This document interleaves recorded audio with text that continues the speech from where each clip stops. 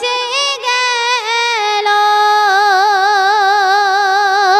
Medina যাওয়াই তরে আর কেমন করে যাব খোদা আমি নবীর দারে ও নবী আমি নবীর দারে। তারপরে ছন্দের মাধ্যমে আরো লিখছে শুনুন। চাতকের মতো